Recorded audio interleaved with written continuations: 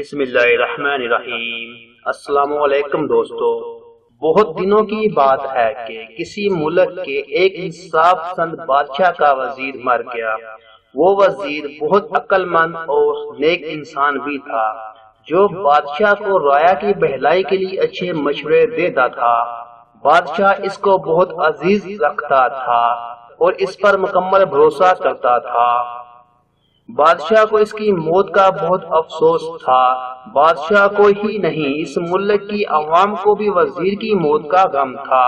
بادشاہ اپنے درباریوں میں سے کسی کو بھی اپنا وزیر بنا سکتا تھا، لیکن اس نے فیصلہ کیا کہ وہ اپنے ملک کے ہی کسی عقل مند آدمی کو وزیر بنائے گا۔ بادشاہ اپنے ایک وفادار ملازم کے ساتھ رات کو بھیس بدل کر اپنی رعایا کے حالات جاننے کے لیے نکلتا تھا۔ اس طرح وہ خود ملک کے حالات سے واقفیت حاصل کرتا تھا۔ اس کی رعایا اپنے ملک اور بادشاہ کے بارے میں کیا سوچتی ہے۔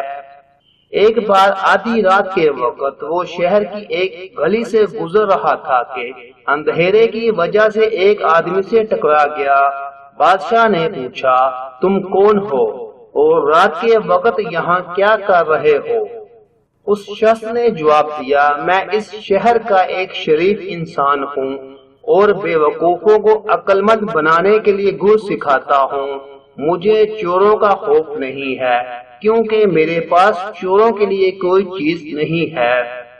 بادشاہ گھوم پھر کر اپنے محل پہنچا اور دوسرے دن اس نے حکم جاری کیا کہ شہر میں رات کے وقت ہر شخص ہاتھ میں چراغ لے کر نکلا کرے۔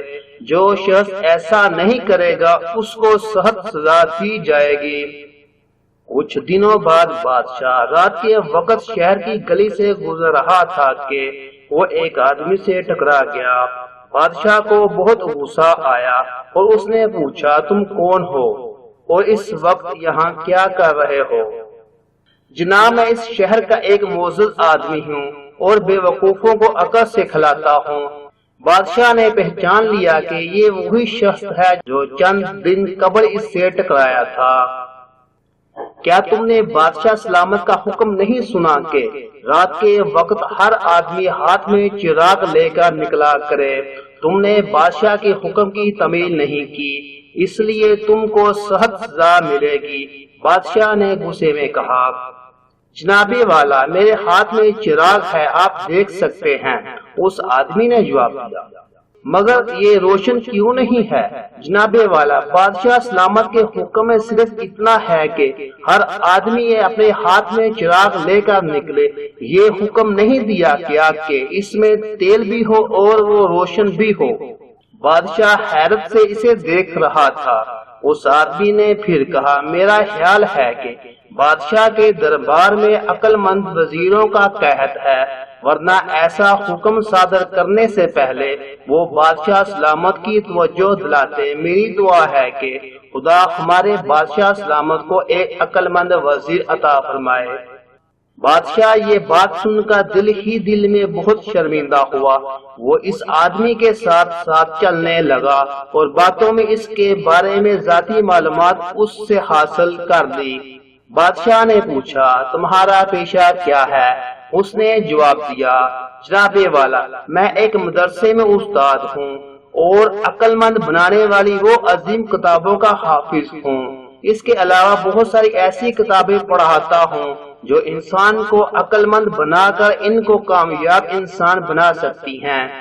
میرے استاد نے مجھ سے کہا تھا کہ اگر کوئی آدمی گلستان اور بستان کی حقیقتوں کو سمجھ کر پڑھے اور غور کرے تو ایک دن وہ عقل مند ترین انسان بن کر بادشاہ کے دربار میں جگہ پا سکتا ہے۔